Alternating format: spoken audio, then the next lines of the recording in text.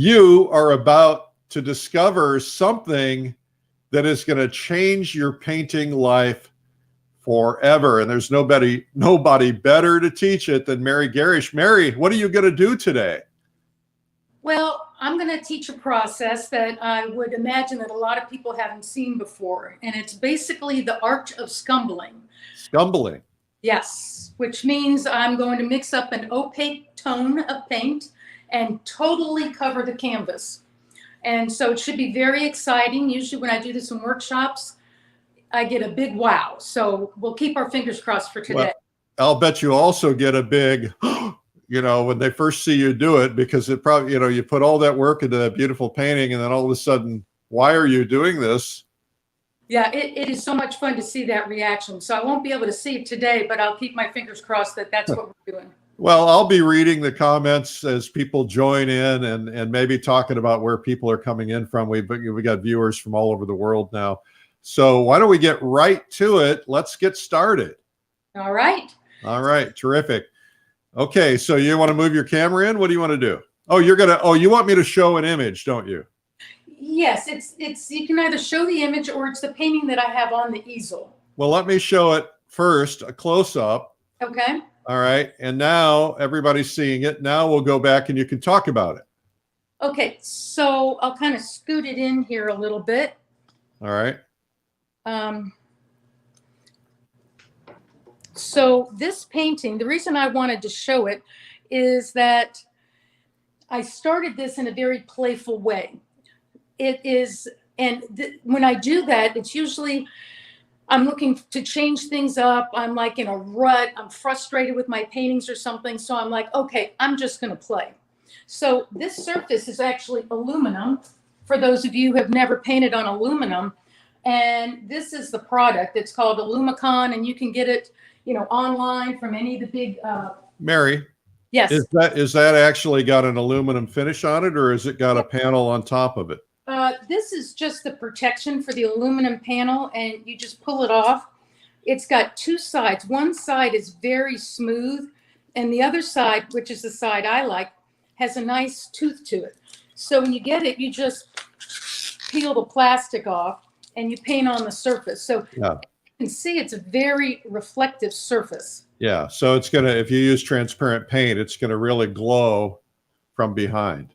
Absolutely. Oh, how exciting. It really is very exciting. And for those of you who haven't tried it, I would definitely buy at least, 3-4 panels, because, it takes a while when you're using a new surface to really get the hang of it. So what I did with this when I started out, I didn't have any idea what I was going to do. I just wanted to play with paint.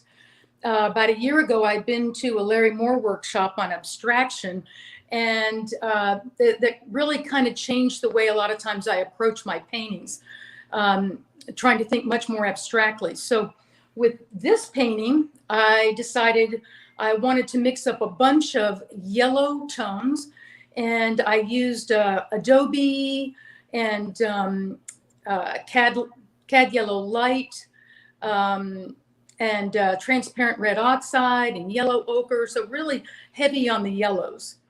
And then I added some wax to that, cold wax, which is a Gamblin product. And that just gives a lot of texture to the paint. And then I used my trusty brayer, which I learned to use at the Larry Moore workshop. And this is just a great way to kind of abstractly, put in a lot of paint pretty rapidly. And so it's, you have to do big shapes. And so I was just putting in some abstract big shapes, some lights and darks. And then when I did that, I decided I was going to take saran wrap. And I put saran wrap on the painting, just kind of willy-nilly lifted it off. And then I went to the back of my studio and I started looking at the painting. It was initially horizontal, and I looked at it. I'm like, I don't really see any great patterns there or anything. So you had no reference photo. You had nothing in mind. You just wanted to see what would happen. Exactly. How fun. I was hoping for some kind of a revelation. Yeah. And so then I put it vertical, and I started seeing tree patterns with really nice sculpted sky holes and everything. And so I'm like, okay, so I'm going to go with, a tree painting. And then originally this was going to be a ground plane. And I decided it had, from the saran wrap, it had so many nice different shapes and textures that I thought, oh gosh, we're going to go with a reflection into the water. And that's one of the things that I really like aluminum. It really helps to give that kind of reflective feel. Cool. Okay, so that being said, I just wanted to tell everybody that when you get to that point where you're feeling frustrated, you don't know what to do, just play. And so now I'm going to go ahead and scumble a painting. I painted this painting specifically for this demo. Okay. I'm just going to step in real quickly and just say hi to everybody. I'm Eric Rhoads, publisher of Fine Art Connoisseur and Plein Air magazine. This is Chewy. Say hi, Chewy. Hello, Mary. And today is day number 293. We started at the beginning of coronavirus quarantine, and here we are, 293. We're here every day at 12 noon, and we're here every day at 3 p.m. giving samples of art instruction videos.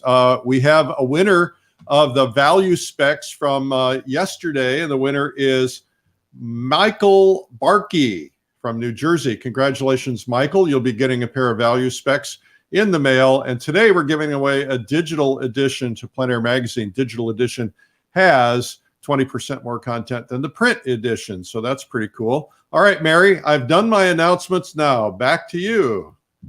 Okay, so as I said, I painted this painting specifically so that I would give you guys a good feel for what happens when you scumble a painting.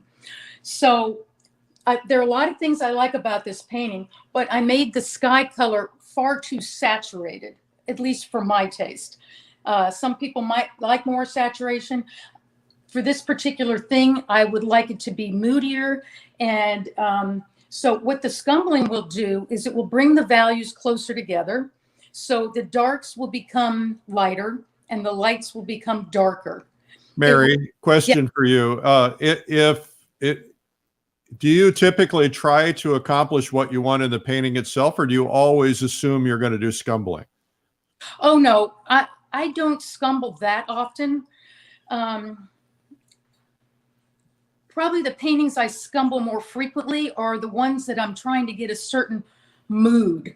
And then the second painting that I'm going to scumble, it's an ocean scene. And there's just no way I could get the same moody, silvery effect on the water without scumbling. I mean, there might be better artists out there that could, but me, I like to rely for different types of moods, should I say. Mary, there are no better artists than you. What can I say? And by the way, I should mention to everybody that after you watch this, go over to the Plein Air podcast and listen to the podcast. Mary's story is fascinating. Well, thank you, Eric. I appreciate that. All right. Okay, so I'll get to scumbling. So scumbling is with an opaque tone, which means, you can't see through it, as opposed to glazing, which is more transparent. So I've mixed up a tone. It's kind of a ochre orange tone, and I'm just going to totally, very quickly cover this canvas. You use a lot of liquid in with it, and the painting has to be totally dry. Otherwise, you're just going to get smear art. Okay. All right. And what is the surface that your painting is on? This is linen on gator board. Okay. So, all right.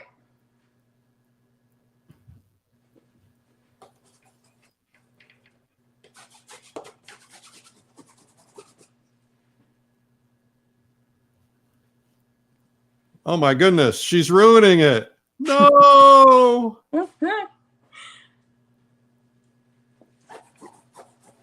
So you see, this is an awful lot of fun. And I would suggest that everybody out there, if you want to try it, get out your old canvases that you feel were failures and just play mixing up different tones and just covering the canvas, and then see what kind of mood you've invoked.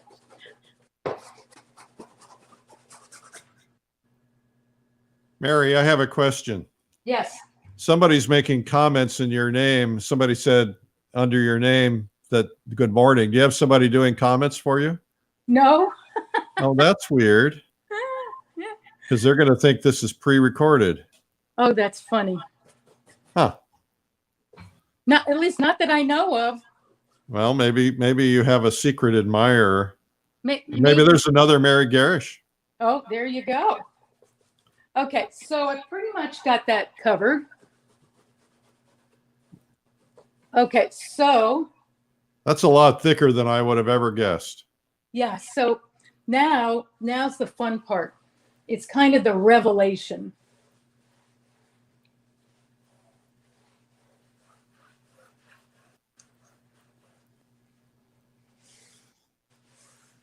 You don't wear gloves? Oh, sometimes I do. You're a former doctor. I thought for sure you'd be doing that. I got tired of wearing them. Okay.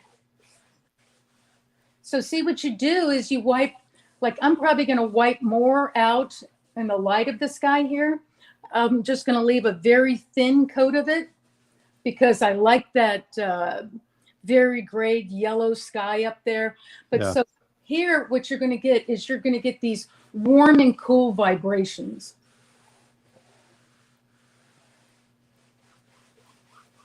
And so see, what that's done to our cloud there is it has harmonized it. It has taken the darks, it's made them just probably a half a value lighter. And the lights, it has made them just a little bit darker. Yeah, So, and you used a complementary color, right? Because your clouds are purple. yes. Was that the intent? No, it wasn't. It wasn't really the whole idea of the complements. It's just really where I wanted to take it. I really wanted kind of like a orange haze over the cloud. Yeah. Now, you know what would happen if you used purple? Purple You'd have a purple haze. Yeah, that's Sorry, true. I'm going back to my Woodstock days. Okay, so now I'm going to come back in with some warmer tones. Somebody asked a question. Could this be used with watercolor? Oh, you know what? I've never really used watercolor, but I'm not sure. I'll bet, it would be interesting if you wanted to try putting oil over watercolor to scumble an oil over that. You could probably create the effect that way. Somebody will know the answer in the comments. Yes, especially some of your watercolorists. So see, now I'm just going back in and I'm kind of redefining the highlights because, you kind of lose some of them. Is that an Indian yellow? No, actually it's cad orange and yellow ochre and white. Okay. And so now as we get away from it, it's going to cool down a little bit, get more pinks instead of all the oranges. Okay. I want to remind everybody to leave your questions, but also tell us where you're watching from, especially if you're outside of the US. And we have a prize today of a digital edition of Plein Air Magazine, a whole year subscription. And so go ahead and put your comments in and you might win that prize. Also coming up, today is day 293. Coming up, we got a big celebration of 300 days. You don't want to miss that one. That's remarkable, Eric. Yes, thank you. I really intended to do this for 2 weeks. I thought we'd be in quarantine for 2 weeks. Well, I think we all thought that. And here we are almost a year later. Yep. Somebody says you can put a wash over a watercolor painting to change the main colors. Oh, well, that's good to know. Okay. So now what I'm going to do is I'm going to come in and kind of increase the darks because I've lost a lot of the darks in the foreground here. Okay. I want everybody to pay attention to how Mary's holding her brush. You want to talk about that?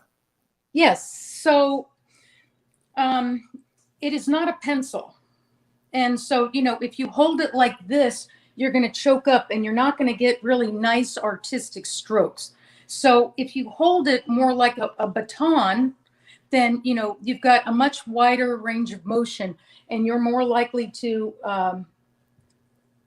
have more artistic original brush strokes. Okay. So, And somebody asked, you're painting in oil or acrylic? You're painting in oil, right? yes, it is oil.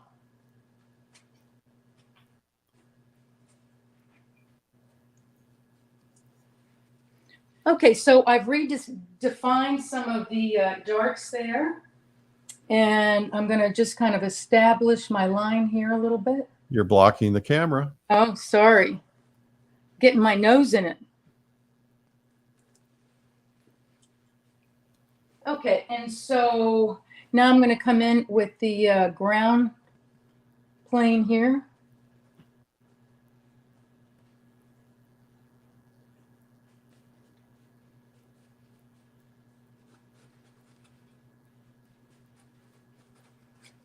So as far as the scumble goes, I can paint into this as much as I want or as little. I could have left this whole thing just kind of moody and scumbled without redefining, and it would have been a different painting. But that's really not what I'm after. So I'm going in and, you know, repainting some of it. Now, once this all dries, I may come in and scumble over it again with the same tone or a different tone, just trying to, you know, it's a push and pull. Okay.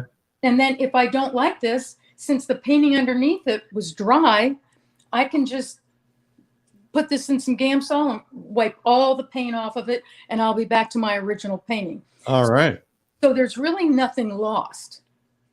So I would encourage everybody, you know, to play around with this. So I'm going to leave that just right here right now, and I'm going to start a different painting. Okay, what is the dark color that you used? Somebody wanted to know. That is basically Cad Red Light and ultramarine and a little bit of white and maybe just a touch of Cad Yellow just to kind of neutralize it a little bit. Okay. Hello to the United Kingdom, Sussex. Hello to Ireland. Hello to Italy. Let's see, who else? Make sure that's why British Columbia, Idaho Falls, that's kind of like a foreign country. South Africa. Somebody's going to yell at me now. They're going to send me a rude comment because I was nasty. Okay. That's why I like to have you guys put where you're from. Then I can tell everybody. Munich. All right.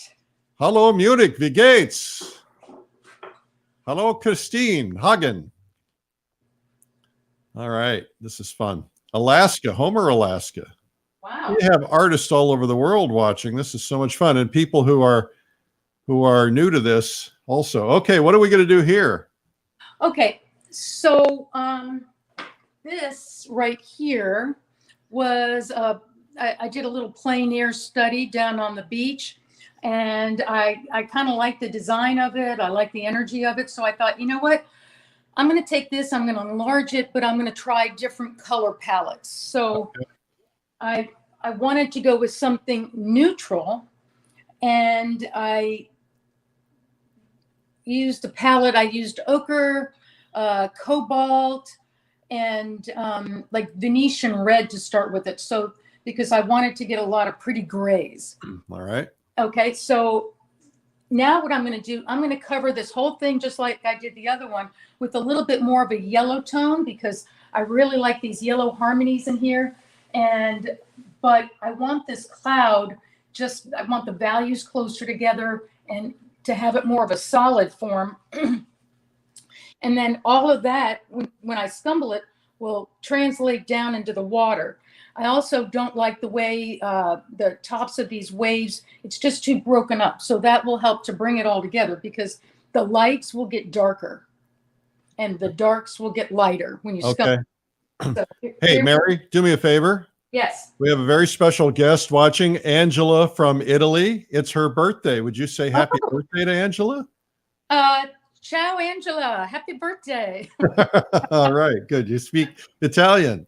Oh, yeah, right. I wish. I actually tried to learn on Duolingo Italian, but when I would go to Italy, I guess my Italian was so bad that all the Italians would just speak to me in English, so I quit studying. Well, at least you tried. I did try. Hello, Australia. Hello, New Brunswick. Hello, Norway. I'm part Australian. My mom was from Australia. Outstanding. Okay, this is I just love this part of it. It is. It's fun. It is the discovery. Don't ruin it. Well, remember, you can't ruin it because the paint is dry. So if you put this tone on and you don't like it, just wipe it all off.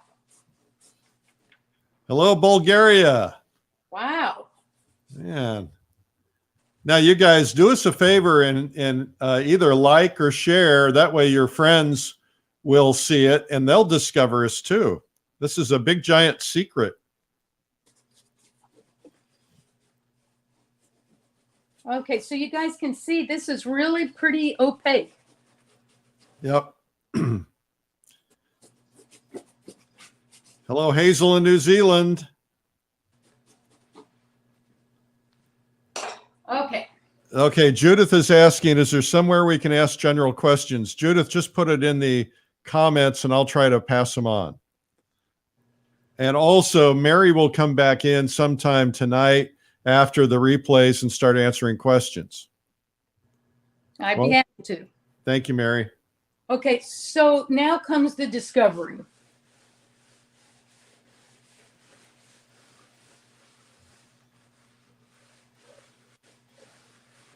And it's a big ochre blob. It's a foggy day. It's a very foggy day.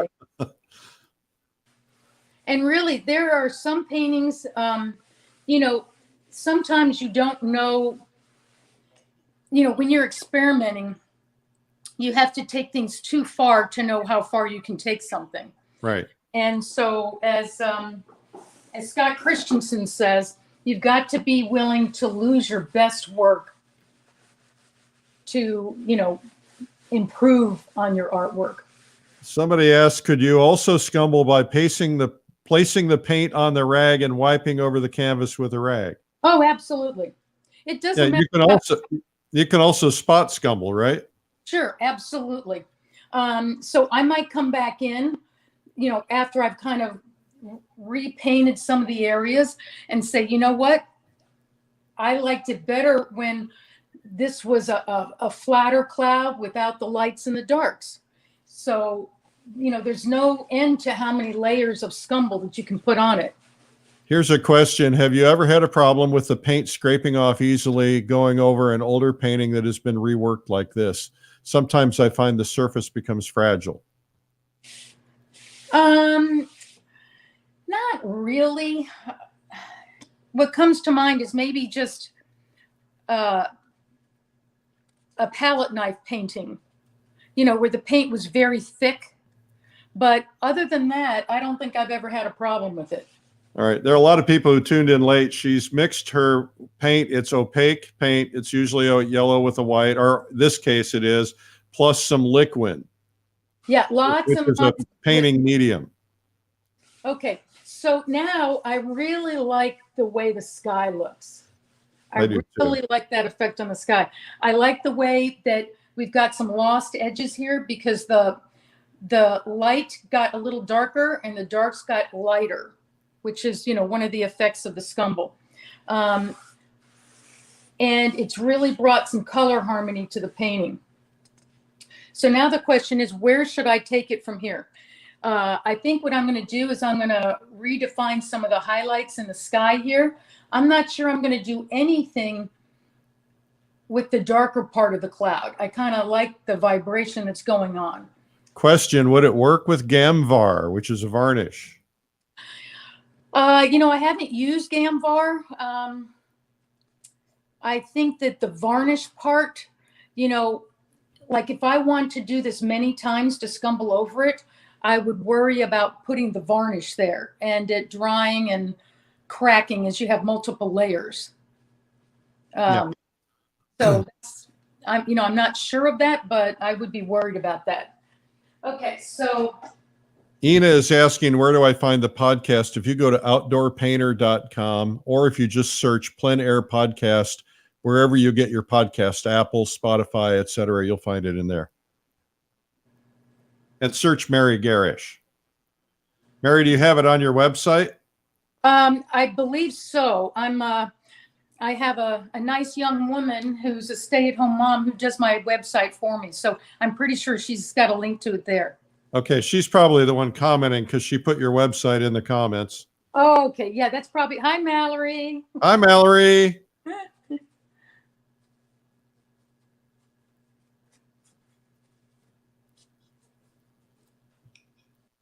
Oh, I'm loving that.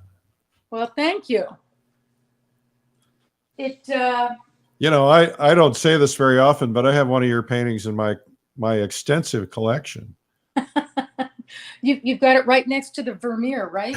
I do, yes. How'd you know? I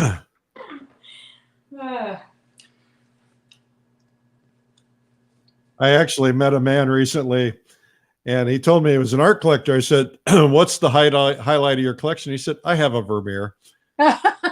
and he was totally serious. Wow. Okay, so like this highlight here, it's just sticking out to me. So I'm going to soften the edges with my nice little handy paper towel. All things can be tools. Yes, absolutely. Unfortunately, too often my my fingers are my tools. Somebody asked, Sam asked, could you use, or somebody asked, could you use tools other than Liquin? That's Donna. Yeah, I think that probably Neo McGilp would work fine. Both of those, the nice thing is they make the paint dry quicker. And so like tomorrow, I could probably come back in if I wanted to just totally rescumble if my lights weren't too thick and repaint it, because like I said, it has to be a totally dry surface to do this technique on. Yeah. Otherwise, you just get a big I think you could use a gel medium too. You could use something like Gamblin has a gel medium, or Rubloff, or what do they call it? Oleo gel. Yes. There's a lot of variations on that. I think you could use some of those. Okay, so I'm just trying to get some nice vibrations going on in the sky here, with the light bouncing around. Yep. Hello, Norway. Hello, Scotland. And so see this pinker tone here. You're starting to cover there we go. Sorry, this pinker tone here. Hard to paint sideways, isn't it? It is. It's really hard to, get in there.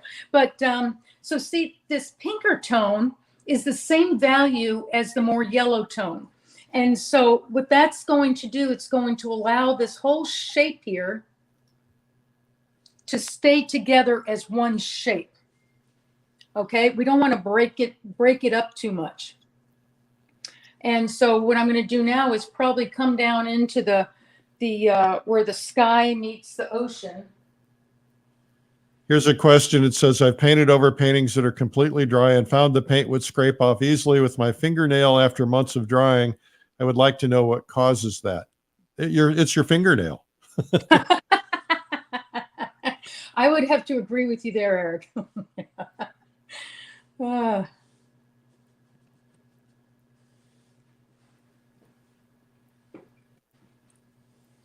Okay, so as this develops, what I like a lot about the scumbling are kind of all the lost edges. So the question is, how much do you want to redefine the edges, and how many of them do you want to leave as just lost? So, and that's part of it's just your personal taste.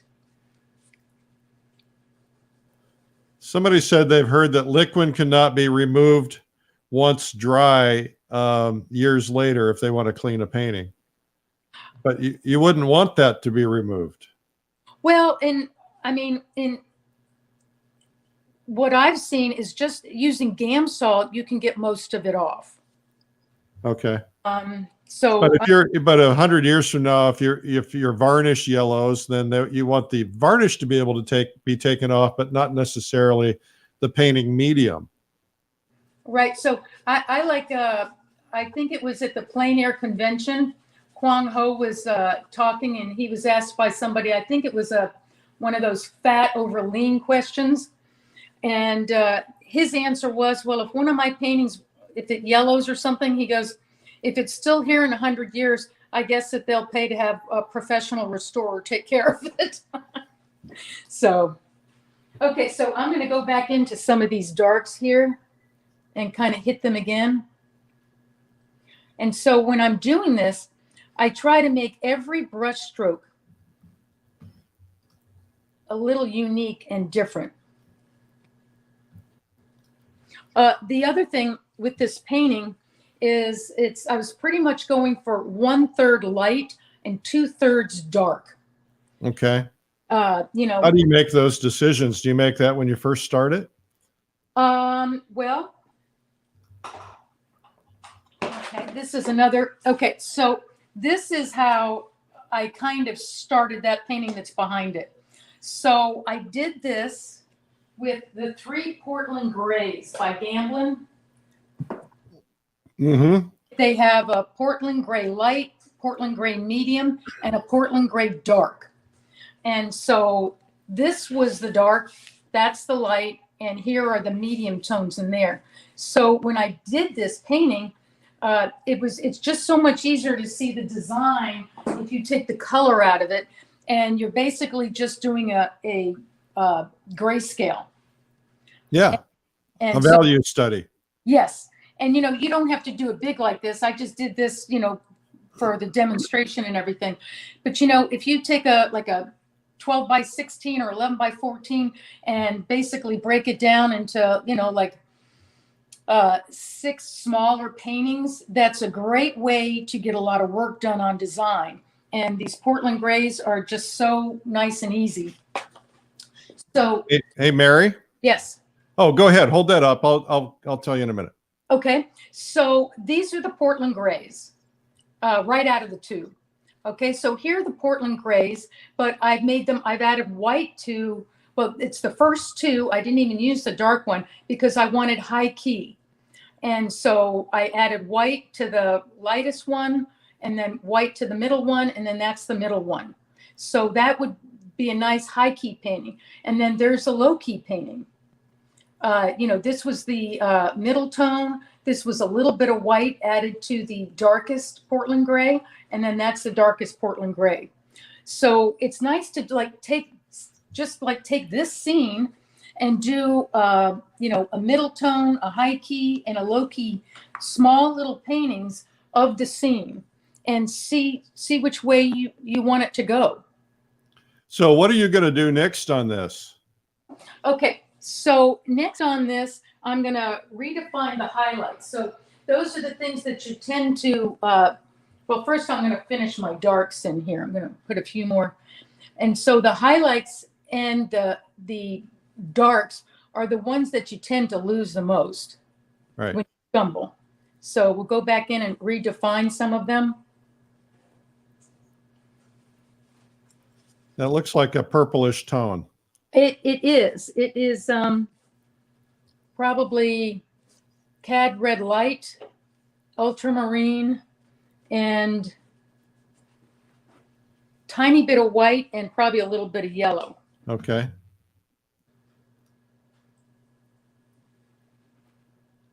Oh, somebody would like what does it mean, high key or low key? Okay, so on a value scale, this is right out of the tube, the Portland Grays. This is probably like a 3, maybe a 6, and an 8. And so high key means that the tones are lighter. So this range here is probably more like a 2, a 4, and a 5. And then the low key are the darker ranges. So this would probably be more like a 5, a 7, and an 8.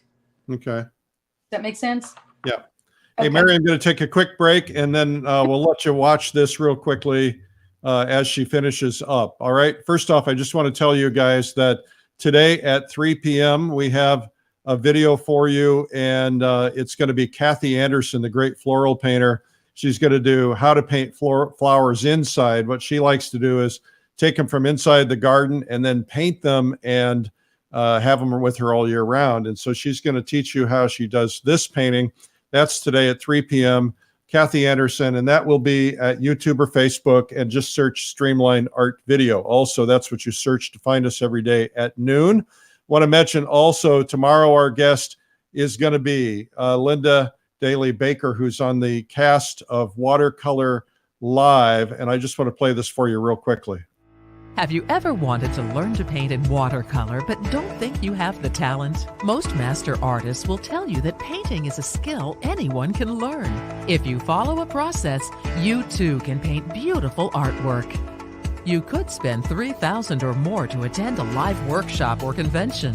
Or you could learn from the world's finest for a fraction of the cost at Watercolor Live, the world's first virtual online art conference devoted to water media.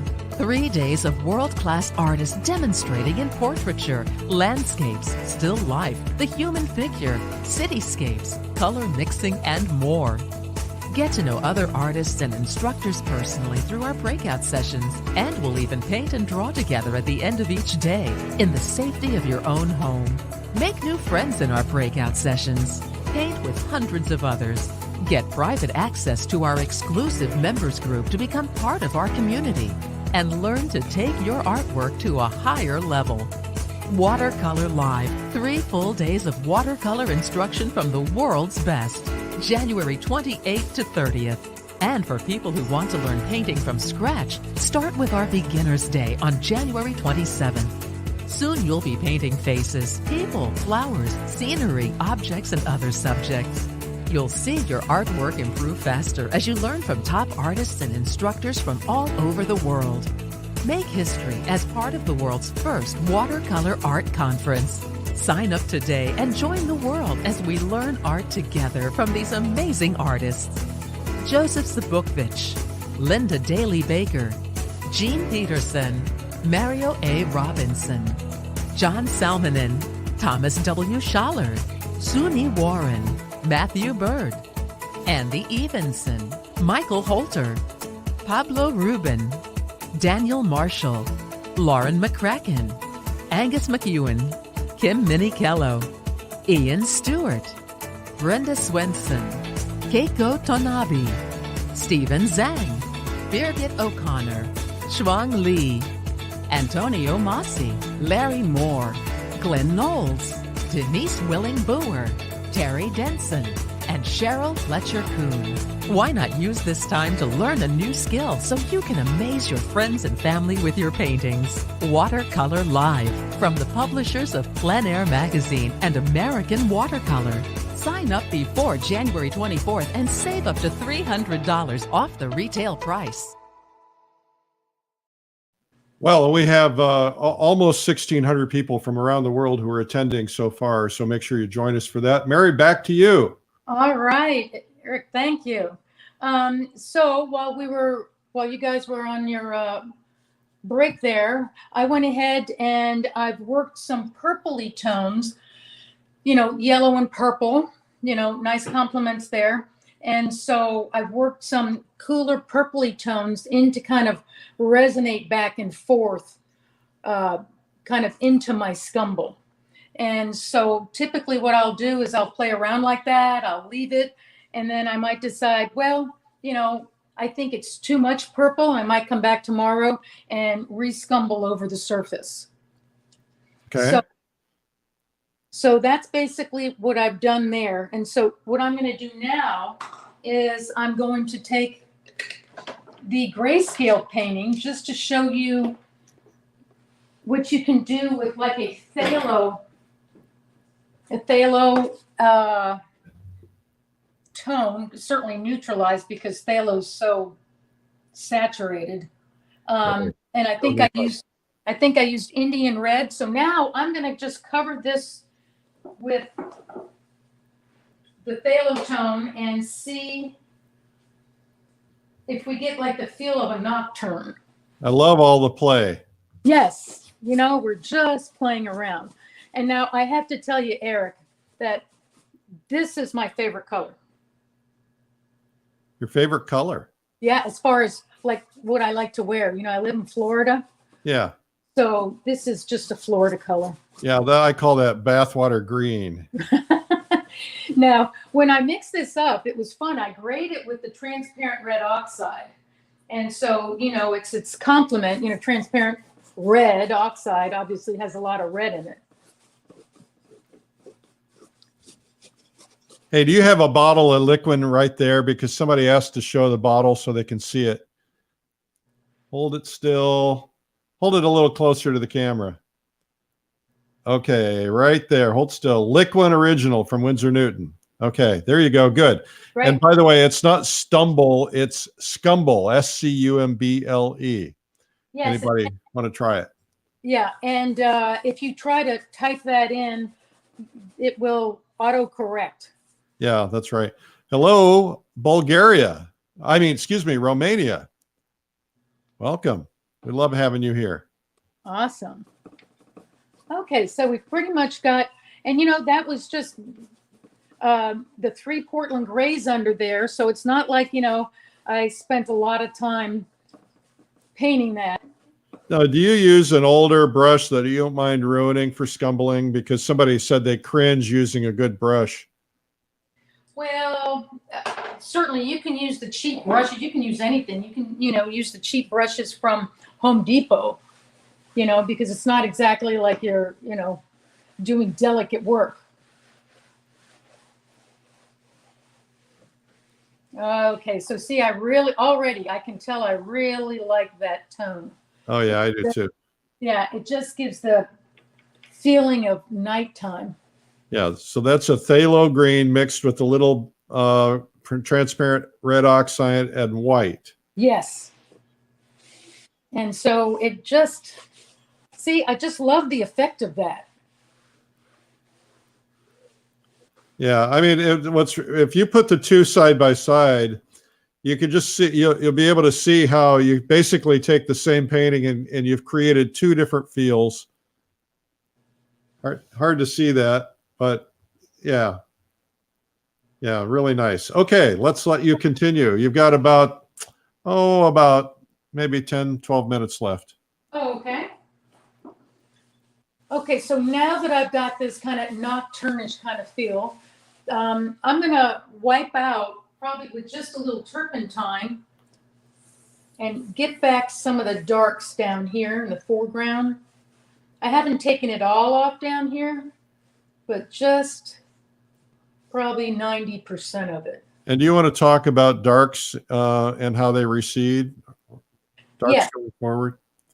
So your darkest darks should be in the foreground. And then as you recede, you can see some darks here, but they're lighter in value. Right.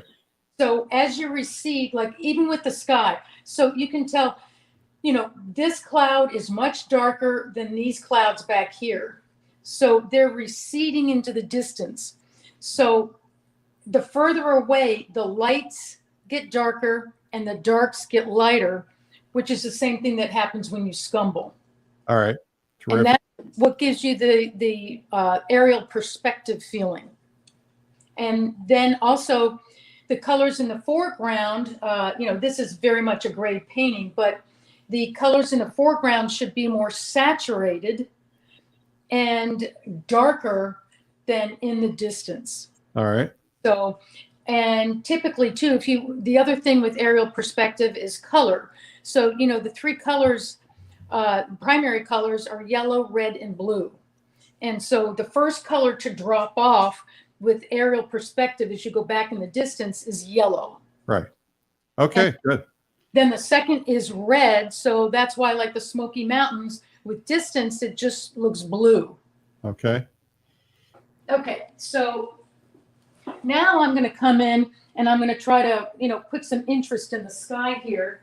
And I basically took the color that I used to scumble, and I added a little bit of cadmium lemon light and white. And so I'm going to come in here kind of right off center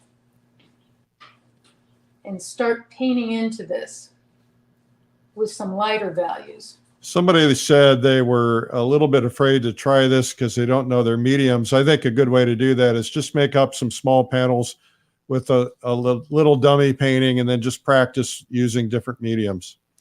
Yeah, I mean, actually, it's so much fun, especially if you just take old paintings. That's when I teach a workshop. I tell people, bring some old paintings to the workshop that you don't like, and let's start playing with them. I mean, what do you have to lose? Most people just, stick them in the garbage and throw them out. So, and that way, if you have an old painting, you don't have anything invested, right, and you're not afraid to play.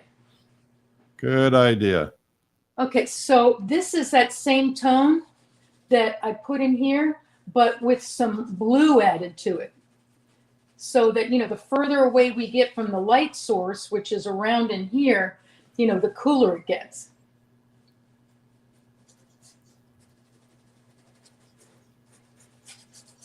So see here, I'm actually kind of using the way I'm laying the paint in, I'm almost kind of scumbling the paint in here too, just to give it that lost edge feeling, just very gently. The other thing with the skies, vertical strokes are really nice. Like everybody, when they go to paint clouds, they're always, trying to make them all horizontal. If you look into the sky, there's a lot of verticality to the sky. Okay. Especially when you're talking about from the horizon all the way up to the zenith. You're going to see a lot of color bouncing around, and the vertical brush strokes really help to give that feeling.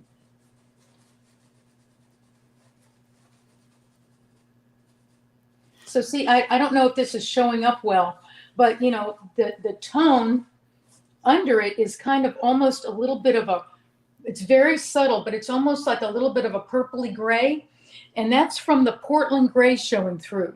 Oh, okay. So I think it gives a very nice color harmony. I'll get in a little bit closer here. Maybe it'll show up better. But those are very subtle differences, but they're very important to give that push-pull. A warm and a cool of the same value bouncing around there in the sky. Terrific. Hello, Netherlands. You have a world famous artist, George Van Hook, is watching you, Mary. No pressure. Hi, George. No comments from the peanut gallery, please. George is the most positive man you'll ever meet in your life. He's so fun. Well, we like positive. Yeah. Especially when we're doing a demo. Okay, so here at the horizon line, again, I don't have a lot of paint on my brush at this point. We're looking for very subtle changes.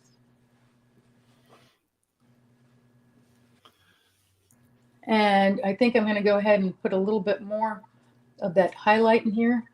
It would be real tempting to overdo that too, wouldn't it? Well, I'm really good at that. It's that if a little is good, a lot is better. Yeah. But then I have to keep reminding myself that less is more. Yeah. Well, as C.W. Mundy would say, you can only have one star in your painting. Well, that's right. Or as John Burton likes to call it, your diva. Your diva. Yeah, I like that. I'm like, what's your diva, right? So right here, my diva is kind of right around in here with that light bouncing around. So now I'm going to put a little bit of that light, bouncing so that it looks like it's rain coming from here. Very, very subtle. So how much time do we have left, Eric? Oh, you got 5 minutes. I'll give you 5. Okay, I'm gonna demo. Okay, I'm gonna put this down, but you guys get the feel of that phthalo with the transparent red oxide. So now I've just got a really. I did this at the last minute. You're very well prepared. We're all very impressed. We're all giving you thumbs up and hearts. Okay. Ooh la la. So this was an older beach painting, and I just pulled it out yesterday, and I'm like, you know what? This is a little hazy. It's got a lot of wax in here and everything.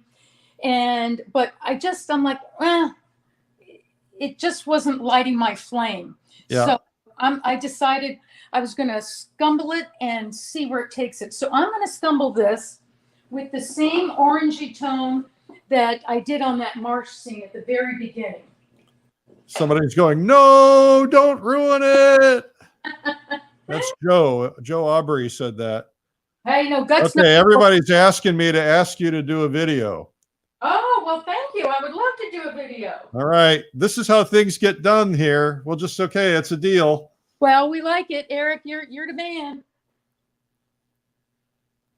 Okay. So, obviously this is a pretty garish tone. That's all right. We're anxious to see it. You got to pull it off in 4 minutes, though. Okay, I'm there. Wow, that's scary.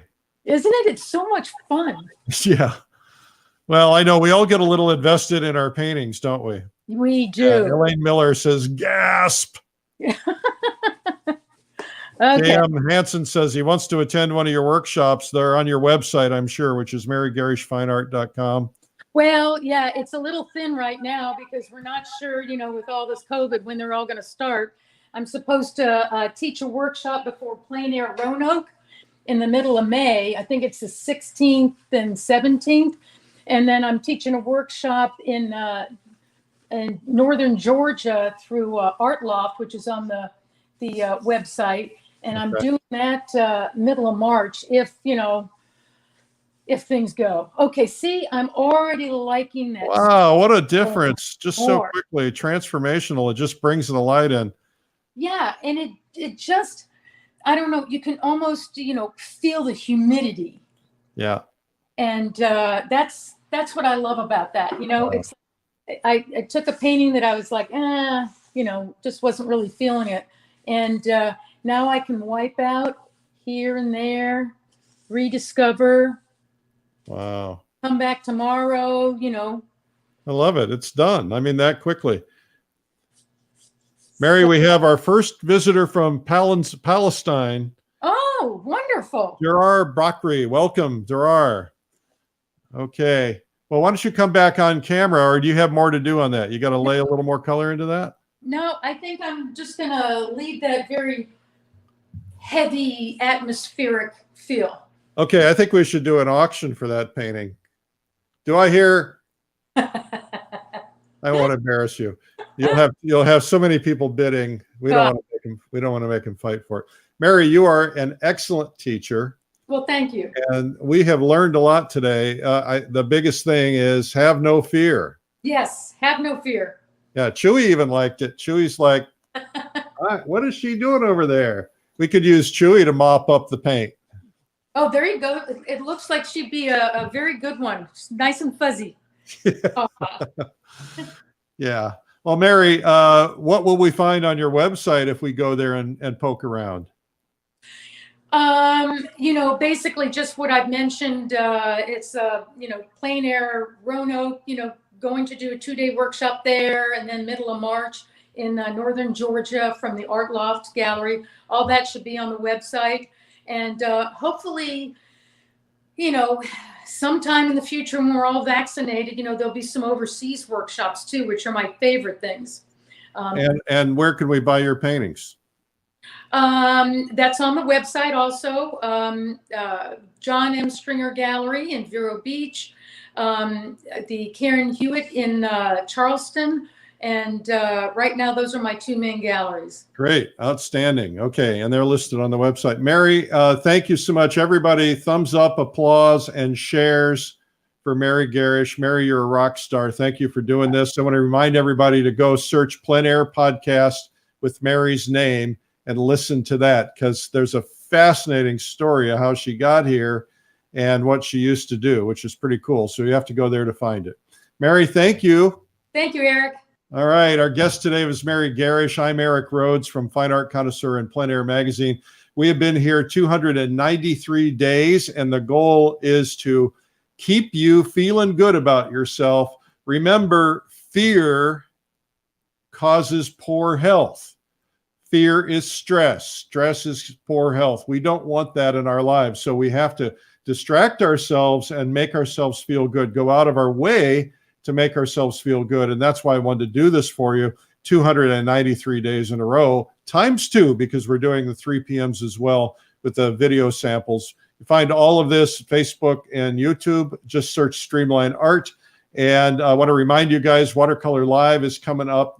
It's the first worldwide virtual conference for watercolor. And it has just blown everything else we've ever done away. We're almost at 1,600 people signed up, and we've still got another, 2-3 weeks to go. And so get signed up. There's a money-back guarantee. If you attend and you don't like it after the end of the first day, and you don't feel like you got your full money's worth on the first day, then let us know. We'll refund your money. You can go away, but we think it's going to be worthwhile for you. We have 35 of the top watercolor masters in the world, never been together on a single stage before. They're going to be doing demos. They're going to be doing critiques. They're going to be doing all kinds of things. We have ways that you can interact with and get to know other artists from around the world in breakout rooms, small breakout rooms. You make friends. Do that a couple times a day. We paint together at night. We're going to have a lot of fun. So please join us for that. And if you're not a watercolorist, it's a good way to learn all about it. We had a lot of people who are not watercolorists attending.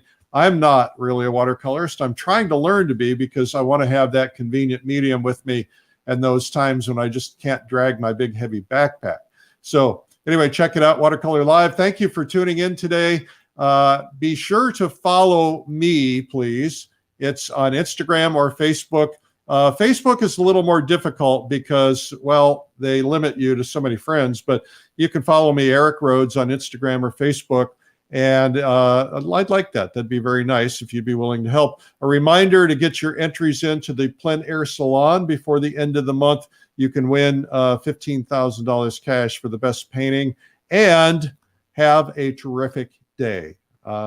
Keep your head in the game, stay positive, and we will see you tomorrow. I'm Eric Rhoads. Bye-bye.